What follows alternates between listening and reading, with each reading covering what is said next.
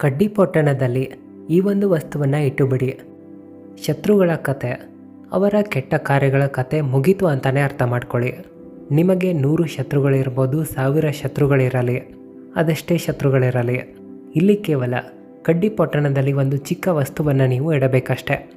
ಜೀವನದಲ್ಲಿ ಶತ್ರುಗಳಿಂದ ನಿಮಗೆ ಶಾಶ್ವತವಾಗಿ ಮುಕ್ತಿ ಸಿಗುತ್ತದೆ. ಇಲ್ಲಿ ಅವರು ನಿಮ್ಮ ಗುಪ್ತ ಶತ್ರು ಇರಲಿ ಅಥವಾ ಹೆಚ್ಚಾಗಿ ನಿಮಗೆ ತೊಂದರೆ ಕೊಡುವಂಥ ಶತ್ರುಗಳಿರಬಹುದು. ಇಲ್ಲಿ ಈ ರೀತಿ ಅಂದ್ಕೊಳ್ಳಿ, ಈ ಚಿಕ್ಕ ಕಡ್ಡಿಪೊಟ್ಟಣವು ನಿಮ್ಮ ಜೀವನದಿಂದ ಶತ್ರುಗಳನ್ನು ದೂರ ಮಾಡುತ್ತದೆ. ಇಲ್ಲಿ ಒಂದು ಯಾವ ರೀತಿಯಾದ ಅಪರೂಪವಾದ ತುಂಬ ಉತ್ತಮವಾದ ಉಪಾಯವನ್ನು ತಿಳಿಸ್ಕೊಡ್ತೀವಂದರೆ, ಈ ಉಪಾಯವನ್ನು ಮಾಡುತ್ತಿದ್ದಂತೆ ನಿಮ್ಮ ಶತ್ರುಗಳ ಕೆಟ್ಟ ಕಾಲ ಶುರು ಆಯಿತಾ ಅಂತಲೇ ಅರ್ಥ ಮಾಡ್ಕೊಳ್ಳಿ. ಶತ್ರುಗಳ ಎಲ್ಲ ಶಕ್ತಿ ನಾಶ ಆಗುತ್ತದೆ. ಶತ್ರುಗಳಿಗೆ ಏನೂ ಸಹ ಮಾಡಲು ಸಾಧ್ಯವಾಗೋದಿಲ್ಲ. ಇನ್ನು ನಿಮಗೆ ಅವರು ತಮ್ಮ ಶಕ್ತಿ ತೋರಿಸ್ತಾ ಇರಬಹುದು, ನಿಮ್ಮೊಂದಿಗೆ ಶತ್ರುತ್ವವನ್ನು ಮಾಡ್ತಾ ಇರ್ಬೋದು.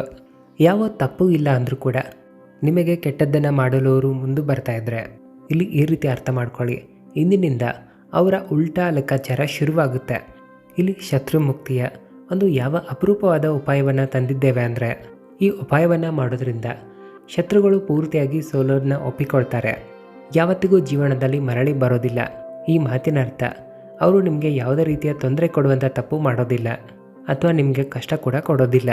ಒಂದು ವೇಳೆ ಆಲ್ರೆಡಿ ಅವರು ಏನನ್ನಾದರೂ ನಿಮ್ಮ ಮೇಲೆ ಮಾಡಿದರೆ, ಇಲ್ಲಿ ಹಲವಾರು ಶತ್ರುಗಳು ಹೇಗಿರ್ತಾರಂದರೆ, ತಾಂತ್ರಿಕರ ಬಳಿ, ಹಲವಾರು ಜನರ ಬಳಿ ಹೋಗಿ ಕೆಲವು ಯಾವ ರೀತಿ ಕಾರ್ಯಗಳನ್ನು ಮಾಡಿಸಿರ್ತಾರಂದರೆ, ಅವು ವ್ಯಕ್ತಿಯನ್ನು ಎಲ್ಲ ಕಡೆಯಿಂದ ನಾಶ ಆಗುವಂತೆ ಮಾಡಿರುತ್ತವೆ. ಆದರೆ ನಂಬಿಕೆ ಇಡಿ, ಇಲ್ಲಿ ಯಾವ ಒಂದು ಉಪಾಯವನ್ನು ನಾನು ನಿಮಗೆ ತಿಳಿಸ್ತಾ ಇದ್ದೀನೋ, ಈ ಉಪಾಯವನ್ನು ಮಾಡೋದ್ರಿಂದ ನಿಮ್ಮ ಜೀವನದಲ್ಲಿರುವಂಥ ಶತ್ರುಗಳಿಂದ ಮುಕ್ತಿ ಸಿಗುವುದರ ಜೊತೆಗೆ ಯಾವತ್ತಿಗೂ ಶತ್ರುಗಳು ನಿಮಗೆ ತೊಂದರೆ ಕೂಡ ಕೊಡೋದಿಲ್ಲ. ಈ ಉಪಾಯವನ್ನು ಮಾಡಲು ಇಲ್ಲಿ ನಿಮ್ಮ ₹1 ಕೂಡ ಖರ್ಚಾಗೋದಿಲ್ಲ. ಕೇವಲ ಒಂದು ಕಡ್ಡಿಪೊಟ್ಟಣ ಇದ್ದರೆ ಸಾಕು. ಇದಂತೂ ಪ್ರತಿಯೊಬ್ಬರ ಮನೆಯಲ್ಲೂ ಇರುತ್ತದೆ. ಇಲ್ಲಿ ಕಡ್ಡಿಪೊಟ್ಟಣದಿಂದಲೇ ನಿಮ್ಮ ಶತ್ರುಗಳನ್ನು, ನಿಮ್ಮ ವೈರಿಗಳನ್ನು ನಿಮ್ಮ ಜೀವನದಿಂದ ಪೂರ್ತಿಯಾಗಿ ತೆಗೆದುಹಾಕಿ ದೂರ ಮಾಡಬಹುದು. ನಂತರ ಯಾವ ಶತ್ರುಗಳು ಕೂಡ ನಿಮಗೆ ತೊಂದರೆ ಕೊಡೋದಿಲ್ಲ. ಇದಕ್ಕಾಗಿ ಕೇವಲ ಕಡ್ಡಿಪೊಟ್ಟಣದ ಒಂದು ತುಂಬ ಚಿಕ್ಕದಾಗಿರೋ ಉಪಾಯವನ್ನು ನೀವು ಮಾಡಿ ನೋಡಿರಿ. ಇಲ್ಲಿ ಕಡ್ಡಿಪೊಟ್ಟಣದಲ್ಲಿ ಒಂದು ಚಿಕ್ಕ ವಸ್ತುವನ್ನು ಇಟ್ಟರೆ ಸಾಕು. ಅದು ಯಾವ ವಸ್ತು, ಯಾವ ರೀತಿಯಾಗಿ ಇಡಬೇಕು, ಯಾವ ದಿನ ಈ ಉಪಾಯವನ್ನು ಮಾಡಬೇಕು, ಪೂರ್ತಿ ಮಾಹಿತಿಯನ್ನು ವಿಡಿಯೋದಲ್ಲಿ ತಿಳಿಸ್ಕೊಡ್ತೀನಿ. ಅದಕ್ಕೂ ಮುನ್ನ ನಿಮ್ಮ ಇಷ್ಟ ದೇವರ ಜೈಕಾರವನ್ನು ಕಾಮೆಂಟ್ನಲ್ಲಿ ಮಾಡಿರಿ. ಯಾಕಂದರೆ ಹೇಗೆ ನೀವು ಕಾಮೆಂಟ್ ಬಾಕ್ಸ್ನಲ್ಲಿ ಇಷ್ಟ ದೇವರಿಗೆ ಜೈಕಾರವನ್ನು ಬರೀತೀರೋ, ಭಗವಂತನ ಕೃಪೆ ನಿಮಗೆ ನೇರವಾಗಿ ಸಿಗುತ್ತದೆ. ಪೂರ್ತಿಯಾದ ಭಕ್ತಿಯಿಂದ ಜೈ ಶ್ರೀರಾಮ್, ಜೈ ಹನುಮಾನ್ ಅಥವಾ ನಿಮಗೆ ಇಷ್ಟ ಬಂದರ ದೇವರ ಹೆಸರನ್ನು ಕಾಮೆಂಟ್ ಬಾಕ್ಸ್ನಲ್ಲಿ ಈಗಲೇ ಬರೆಯಿರಿ. ಯಾಕಂದರೆ ಯಾರಿಗೆ ಭಗವಂತನ ಆಶೀರ್ವಾದ ಸಿಗುತ್ತದೆಯೋ ಅವರ ಜೀವನದಲ್ಲಿ ಅಹಿತಕರ ಘಟನೆ ನಡೆಯೋದಿಲ್ಲ, ಯಾವತ್ತಿಗೂ ಕಲ್ಯಾಣವೇ ಆಗುತ್ತದೆ. ಹಾಗಾಗಿ ವಿಡಿಯೋವನ್ನು ಲೈಕ್ ಮಾಡಿ, ಚಾನಲ್ಗೂ ಕೂಡ ಸಬ್ಸ್ಕ್ರೈಬ್ ಮಾಡ್ಕೊಳ್ಳಿ. ಇದರಿಂದ ಹೊಸ ವಿಡಿಯೋಗಳನ್ನು ಮಿಸ್ ಮಾಡದೆ ನೋಡಬಹುದು. ಹಾಗಾದರೆ ಬನ್ನಿ ಬೇಗನೆ ಉಪಾಯದ ಬಗ್ಗೆ ತಿಳಿದುಕೊಳ್ಳೋಣ. ಈ ಉಪಾಯವನ್ನು ಸ್ತ್ರೀಯರು ಮಾಡಬಹುದು, ಪುರುಷರು ಮಾಡಬಹುದು. ಈ ಉಪಾಯವನ್ನು ನೀವು ಯಾವ ದಿನ ಬೇಕಾದರೂ ಮಾಡಬಹುದು. ಇಲ್ಲಿ ಬುಧವಾರ ಇದೆ, ಶನಿವಾರ ಇದೆ, ಅಮಾವಾಸ್ಯೆ ಇದೆ, ಹುಣ್ಣಿಮೆ ಇದೆ. ಈ ಮಾತಿನ ಅರ್ಥ ಯಾವ ದಿನ ಬೇಕಾದರೂ ಮಾಡಬಹುದು. ಯಾಕಂದರೆ ಇದು ಒಂದು ಉಪಾಯ ಆಗಿದೆ. ಇದನ್ನು ಯಾವ ದಿನ ಬೇಕಾದರೂ ಮಾಡಬಹುದಾಗಿದೆ. ಈ ಉಪಾಯವನ್ನು ನೀವು ಗುಪ್ತ ಶತ್ರುಗಳಿಗೂ ಮಾಡಬಹುದು. ಅಥವಾ ಯಾರಾದರೂ ಇಂಥ ವ್ಯಕ್ತಿ ನಿಮ್ಮ ಶತ್ರುವೇ ಇದ್ದಾರಂತ ನಿಮ್ಗೆ ಕನ್ಫರ್ಮ್ ಇದ್ದರೆ, ಗೊತ್ತಿದ್ದರೆ, ಅವರಿಗೋಸ್ಕರನೂ ಈ ಉಪಾಯವನ್ನು ನೀವು ಮಾಡಬಹುದು. ಯಾವ ಸಮಯದಲ್ಲಿ ಮಾಡಬಹುದು? ಈ ಉಪಾಯವನ್ನು ನೀವು ಮುಂಜಾನೆ, ಮಧ್ಯಾಹ್ನ, ಸಾಯಂಕಾಲ ಯಾವ ಸಮಯದಲ್ಲಿ ಬೇಕಾದರೂ ಮಾಡಬಹುದಾಗಿದೆ. ಹಾಗಾದರೆ ಬನ್ನಿ ಆ ಉಪಾಯದ ಬಗ್ಗೆ ತಿಳಿಯಿರಿ. ಇದನ್ನು ನೀವು ಎಲ್ಲಾದರೂ ಬುಕ್ನಲ್ಲಿ ಬರೆದು ಕೂಡ ಇಟ್ಕೊಳ್ಳಿ. ಸ್ನೇಹಿತರೆ, ಎಲ್ಲಕ್ಕಿಂತ ಮೊದಲು ನಿಮ್ಮ ಮನೆಯಲ್ಲಿರುವಂಥ ಚೆನ್ನಾಗಿರುವಂಥ ಕಡ್ಡಿಪೊಟ್ಟಣವನ್ನು ತೆಗೆದುಕೊಳ್ಳಬೇಕು. ಇಲ್ಲಿ ಕಡ್ಡಿಗಳು ತುಂಬಿರುವಂಥ ಕಡ್ಡಿಪೊಟ್ಟಣವನ್ನು ನೀವು ತೆಗೆದುಕೊಳ್ಳಿ. ಖಾಲಿಯಾಗಿರುವಂಥ ಕಡ್ಡಿಪೊಟ್ಟಣ ತೆಗೆದುಕೊಳ್ಳಬಾರದು. ಇದರ ಜೊತೆಗೆ ಒಂದು ಚಿಕ್ಕದಾಗಿರುವ ಚೆನ್ನಾಗಿರುವಂಥ ಹಾಳೆಯನ್ನು ತೆಗೆದುಕೊಳ್ಳಿ. ಅಂದರೆ ಯಾವ ರೀತಿಯಾದ ಹಾಳೆಯನ್ನು ತೆಗೆದುಕೊಳ್ಬೇಕಂದ್ರೆ, ಅದರ ಮೇಲೆ ಯಾವ ಲೈನ್ಗಳು ಇರಬಾರ್ದು, ಏನೂ ಬರೆದಿರಬಾರದು, ಯಾವ ಚಿತ್ರಗಳು ಕೂಡ ಇರಬಾರದು. ಸಿಂಪಲ್ ಆಗಿರುವ ಬಿಳಿ ಹಾಳೆಯನ್ನು ತೆಗೆದುಕೊಳ್ಳಿ. ಜೊತೆಗೆ ನೀವು ಒಂದು ಕೆಂಪು ಬಣ್ಣದ ಪೆನ್ನನ್ನು ತೆಗೆದುಕೊಳ್ಳಬೇಕು. ಕೆಂಪು ಬಣ್ಣದ ಮಾರ್ಕರ್ ಇದ್ದರೂ ತೆಗೆದುಕೊಳ್ಳಬಹುದು. ಇಲ್ಲಿ ಯಾವ ಪೆನ್ ಬೇಕಾದರೂ ತೆಗೆದುಕೊಳ್ಳಿ, ಆದರೆ ಬಣ್ಣ ಕೆಂಪು ಬಣ್ಣದಲ್ಲಿ ಇರಬೇಕು.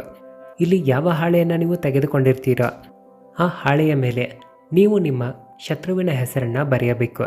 ಒಂದು ವೇಳೆ ಶತ್ರುವಿನ ಹೆಸರು ಗೊತ್ತಿದ್ದರೆ ಮಾತ್ರ.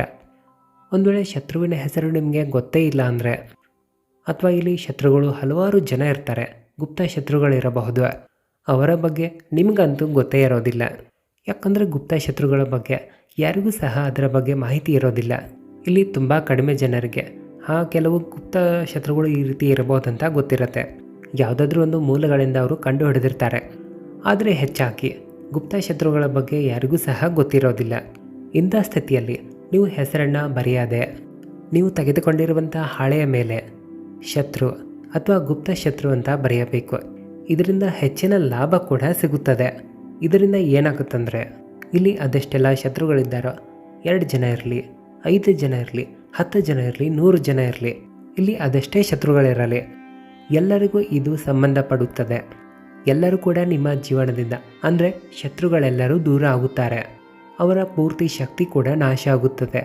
ಇಲ್ಲಿ ಅವರು ಎಷ್ಟೇ ಪ್ರಯತ್ನ ಮಾಡಲಿ, ನಿಮ್ಮ ಹಣ ನಷ್ಟ ಆಗಲಿ, ನಿಮ್ಮ ವ್ಯಾಪಾರ ನಿಂತು ಹೋಗಲಿ, ನಿಮ್ಮ ಸಾಲ ಹೆಚ್ಚಾಗಲಿ, ನಿಮ್ಮ ಮನೆಯ ಮೇಲೆ ಕೆಟ್ಟದ್ದನ್ನು ಮಾಡಲು ಅವರು ಪ್ರಯತ್ನ ಮಾಡ್ತಾ ಇರ್ತಾರೆ. ಜೀವನ ಹಾಳಾಗಲಿ ಅಂತ ಇಷ್ಟಪಡ್ತಾ ಇರ್ತಾರೆ. ಆದರೆ ಇಲ್ಲಿ ಅವರು ಕೇವಲ ಯೋಚನೆ ಮಾಡ್ತಾರೆ, ಅವರಿಂದ ಏನೂ ಸಹ ಮಾಡಲು ಸಾಧ್ಯವಾಗೋದಿಲ್ಲ.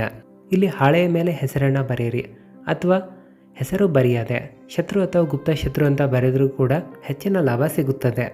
ಹೆಸರನ್ನು ಅಥವಾ ಈ ರೀತಿ ಬರೆದ ನಂತರ ಆ ಹಾಳೆಯನ್ನು ಚೆನ್ನಾಗಿ ಫೋಲ್ಡ್ ಮಾಡಿರಿ.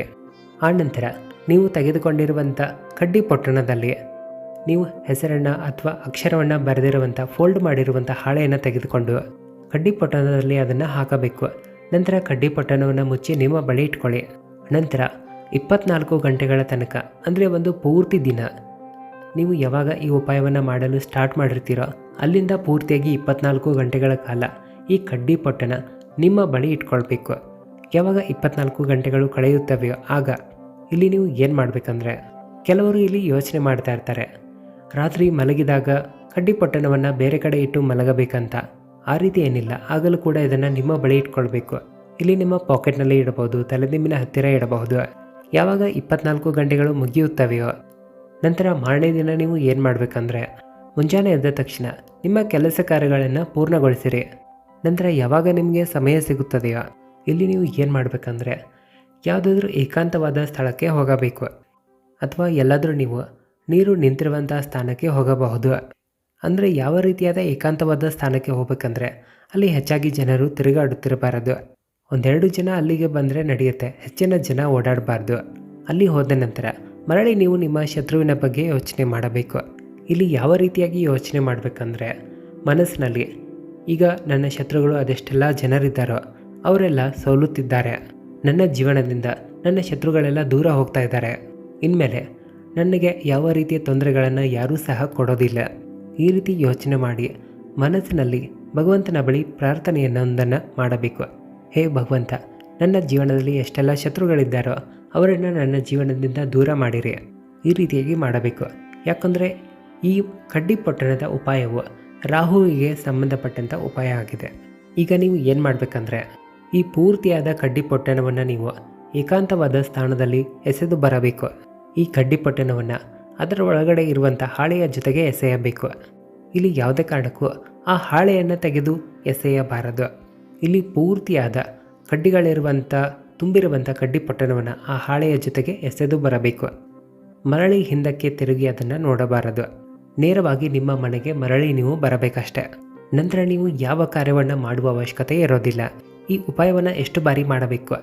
ಕೇವಲ 1 ಬಾರಿ ಮಾಡಿದ್ರೆ ಸಾಕು. ಹೆಚ್ಚಾಗಿ ಈ ಉಪಾಯವನ್ನು ಮಾಡಬಾರದು. ಕೇವಲ 1 ಬಾರಿ ಮಾಡಿರಿ. ಯಾವ ದಿನ ಬೇಕಾದರೂ ಈ ಉಪಾಯವನ್ನು ಮಾಡಿರಿ.